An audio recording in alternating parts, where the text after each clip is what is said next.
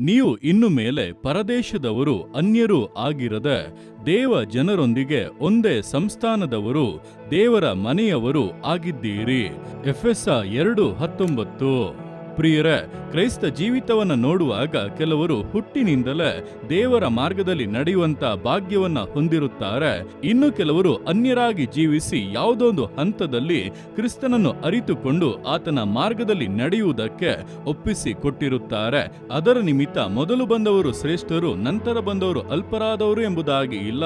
ನಾವು ಒಂದೇ ಸಂಸ್ಥಾನದವರು, ದೇವರ ಮನೆಯವರು ಎಂಬುದನ್ನ ಅರಿತು ಆತನ ಚಿತ್ತವು ನೆರವೇರುವಂತೆ ಕಾರ್ಯಗಳನ್ನ ಮಾಡುವುದಾದರೆ, ಜವಾಬ್ದಾರಿಯಿಂದ ನಡೆದುಕೊಳ್ಳುವುದಾದರೆ ಕರ್ತನು ಮೆಚ್ಚುತ್ತಾನೆ, ವಿಶೇಷವಾಗಿ ಆಶೀರ್ವದಿಸುತ್ತಾನೆ. ಆದ್ದರಿಂದ ಪವಿತ್ರಾತ್ಮನಿಂದ ನಡೆಸಲ್ಪಡುವವರಾಗಿ ದೇವರ ಉದ್ದೇಶವನ್ನ ನೆರವೇರಿಸಿ ದೇವರು ನಿಮ್ಮ ಸಂಗಡ ಇದ್ದು ಈ ವಾಕ್ಯಾನುಸಾರವಾಗಿ ನಿಮ್ಮನ್ನು ಆಶೀರ್ವದಿಸುವರು. ಆಮೇನ್.